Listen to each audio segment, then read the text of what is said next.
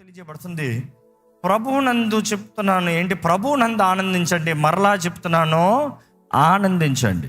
Rejoicing, Joy is different from happiness because Joy is inside, లోపల నుండి వస్తూనే ఉండాలి. ఎప్పుడన్నా మీరు నిజంగా ఆనందించేటప్పుడు ఎవరైనా మిమ్మల్ని చూసి ఏంటి వెరిగిపోతున్నావు, ఏంటి మెరిసిపోతున్నావు, ఏంటి కుషుకున్నావు ఎప్పుడన్నా అన్నారా? అంటే there is a reason that made you happy inside. అనేక సార్లు మనం బయట తాత్కాలికమైన వాటికి అనుకుంటాము. ఉదాహరణకి పొద్దున చెప్పిన ఇలిస్ట్రేషన్, మీ పక్కన వాళ్ళని తిరగండి ఒకసారి. You are looking very handsome అని చెప్పండి, you are looking very beautiful అని చెప్పండి. అయ్యో ఎంత నడుస్తారు అందరూ. కొంతమంది సిగ్గే వచ్చేస్తున్న మాట అన్న వెంటనే. బట్ అది ఎంతసేపు ఉంటుంది?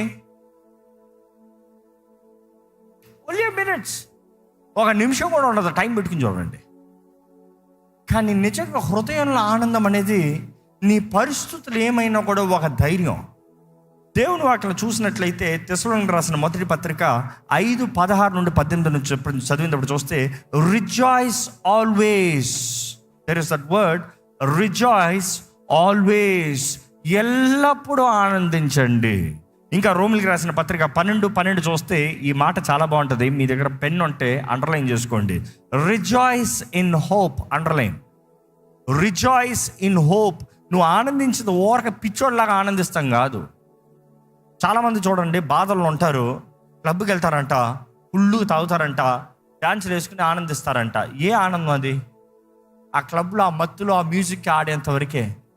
బయటకు వచ్చిన తర్వాత మళ్ళీ గదిలో ఒంటరిగా వెళ్ళిన తర్వాత ఆ మత్తులన్నీ ఏడుస్తాడు చూడు అని. చాలామంది బ్రతుకులు అలా ఉంటాయి. కానీ ఇక్కడ తెలియజేయబడుతుంది rejoice in hope. What is hope? Yesu నీ కొరకు చేసిన కార్యం, నీవు కలిగిన దేవుడు. యేసు అన్న మాటకి రక్షకుడు, గాడ్ ఇస్ సాల్వేషన్. ఆ రక్షకుడు నీ కొరకు ఉన్నాడు, నిన్ను రక్షించే దేవుడు ఉన్నాడు, నీకు రక్షణ సిద్ధపరిచిచ్చాడు. నీ జీవితంలో సమస్తము ఆయన సమకూర్చి జరిగిస్తాడు. ఆయన సంకల్పం చొప్పున పిలవబడిన వారికి, ఆయనను ప్రేమించే వారికి. తెలీదా మాట? ఒకసారి చదవండి. రోమన్స్ 8:28 చదవండి. చెప్పండి, పాపం చాలామందికి తెలియదేమో. తెప్పండి ఫాస్ట్. Ready 1 2 read. దేవుని ప్రేమించు వారికి, అనగా ఆయన సంకల్పము చొప్పున పిలువబడిన వారికి మేలు కలుగుటకై, ఏం కలుగుటకై? మేలు కలుగుటకై సమస్తము సమకూర్చి జరిగించబడుతుందంట. ఆయన ప్రేమించువారు, ఆయన సంకల్పము చొప్పున పిలవబడిన వారు. ఇక్కడ ఉన్నవారు ఎంతమంది నమ్ముతారు? నా జీవితంలో దేవుడు ఒక ఉద్దేశం కలిగి ఉన్నాడు, ఆయన చిత్తం నేను నా జీవితంలో జరిగిస్తానికి ఆశపడుతున్నాడు అనేవారు ఉంటే చేతులు తల్లెలు చెప్తారా? అంటే మీ అందరికీ దేవుడు ఆయన మేలు జరిగిస్తానికి మీ జీవితంలో సమస్తము సమకూర్చి జరిగిస్తాడంట. మేలు జరుగు నిమిత్తమై దేవుడు వాక్యం తెలియజేస్తుంది, have hope, rejoice in hope. ఓరక ఆనందం కాదు, కానీ నిరీక్షణ ఆధారముతో ఆనందం. My king is there, my god is there. నా తండ్రి ఉన్నాడు. యాడ్ హేవ్ వావ్ హేవ్ ఆ మాట చూసినప్పుడు యెహోవా అన్న మాట వస్తుంది. యెహోవా అన్న మాట ఇనిషియల్గా ఉంటుంది, కానీ యాడ్ హేవ్ వావ్ హేవ్ అన్న మాటలు ఉంటాయి. కానీ దానికి వారు they had put the syllable or the ప్రొనౌన్సియేషన్కి యాడ్ ఆన్ వర్డ్స్ పెట్టి యహూవా అనే హీబ్రూ వర్డ్ వస్తుంది. ఆ యహూవా అనే హీబ్రూ వర్డ్ని ఇంగ్లీష్లో ట్రాన్స్లేట్ చేసేటప్పుడు జెహోవా అంటారు, తెలుగులో యెహోవా అంటారు.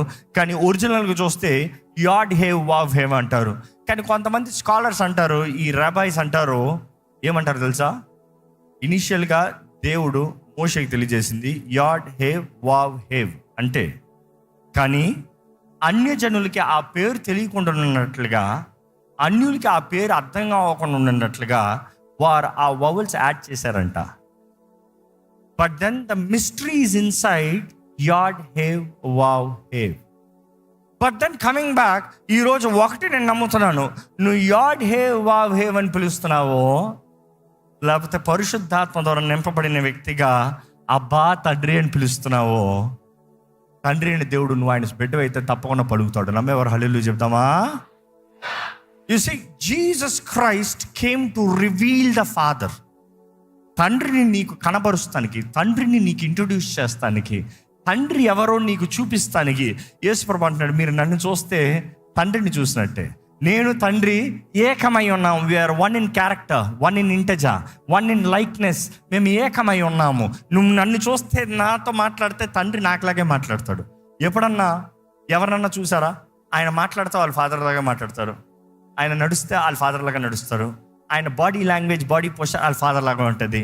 యేసుప్రభు అంటున్నాడు, ఈ మనుషులైనా కొంచెం ఉండొచ్చేమో కానీ me and father are one. We are just like. ఈరోజు మనం జ్ఞాపకం చేసుకోవాలి, ఈ వాక్యం వినేటప్పుడు పరమ తండ్రి ఆయన ప్రణాళిక, ఆయన సంకల్పం చొప్పున, ఆయన ఉద్దేశముతో ఆయన మనల్ని రూపించుకున్నాడు. ఆయన ఆత్మ ద్వారంగా మనల్ని జీవింపజేస్తానికి ఆశపడుతున్నాడు. ఆయన ప్రియ కుమారుడు రక్తము ద్వారంగా మనం కడగబడిన వారుగా, విమోచించబడిన వారుగా, ఆయన బిడ్డలుగా, ఆయన సొత్తుగా, అధికారంతో బ్రతకాలని ఆశపడుతున్నాడు. ఈరోజు నువ్వు నిజంగా దేవుని బిడ్డవైతే ఎందుకు భయపడుతున్నావు? దేవుడు భయపడతాడా? దేవుని రాజ్యంలో భయం ఉందా? దేవుని ఆత్మను కలిగిన వారు పిరికితనపు ఆత్మను కలిగి ఉంటారా? మరి ఎందుకు పిరికితనం, భయం మిమ్మల్ని వెంటాడుతుంది? ఏంటి మీలో భయం? ఫ్యూచర్ గురించి భయమా? అనేక సార్లు చెప్తూ ఉంటాం, ప్రతిసారి చెప్తాను ఈ మాట, because every time it's reminder. 3 రకాల భయము ప్రతి మనుషుడిని వెళ్తుందంట. 3 రకాల భయము ప్రతి మనుషుడిని తరుముకొని వస్తుందంట. ఒకటికి గతం గురించిన భయం, గతంలో చేసిన కార్యాలు బట్టి భయం. కొంతమందికి ప్రస్తుతం బట్టి భయం. అయ్యో ఇప్పుడు ఈ పాండమిక్ ఉంది, అయ్యో ఇప్పుడు ఈ కష్టం ఉంది, అయ్యో ఇప్పుడు ఈ వరదలు ఉన్నాయి, ప్రస్తుతం భయం. కొంతమందికి భవిష్యత్తు గురించి భయం అంట. ఏంటి, రేపు ఏమైపోతుందో? ఈరోజు బాగున్నాను సంతోషపడ్డావు, ఈరోజు దేవుడు నడిపించాడు తృప్తిపడ్డావు, ఈరోజు దేవుడు నా తోడున్నాడని నిశ్చయత ఉండదు, రేపు ఏమైపోతుందో భవిష్యత్తు గురించి భయం. మీలో ఈ 3 భయాలు ఏమైనా ఉన్నాయా? గతంలో నేను చేసిన పొరపాట్లు, గతంలో మీరు చేసిన పొరపాట్లు అయితే, యేసు రక్తంలో కడగబడిన వారైతే, ప్రభు దగ్గర మీ పాపాలు ఒప్పుకున్న వారైతే, పాతవి కొట్టివేయబడుతున్నాయి, సమస్తమో క్రొత్తపరచబడుతున్నాయి, నూతనపరచబడుతున్నాయి, పాతవన్నీ కొట్టివేయబడుతున్నాయి. అండ్ నీ భవిష్యత్తులో ఇప్పుడు ప్రస్తుతంలో నీకు కావాల్సింది ఒకటే నిశ్చయిత, ఏంటంటే యేసు ముందు సరిగా ఉండే వ్యక్తిగా, దేవుని ముందు యథార్థ పరిధిగా నిలబడే వ్యక్తిగా. Bible talks about righteousness. We are the righteousness of Christ. Kristu నీతి అయి ఉన్నామంట. మన నీతి కాదు, క్రీస్తు నీతి. యేసు ప్రభు చేసిన కార్యాన్ని బట్టి మనం నీతిమంతులుగా మార్చబడుతున్నాం. యేసుని అంగీకరిస్తే, నీ పాపాలు ఒప్పుకుంటే, ఆయన రక్తంలో కడగబడి నిబంధన చేయబడితే, నమ్మి బాప్తిజం పొందు, రక్షణ అనుగ్రహించబడుతుంది.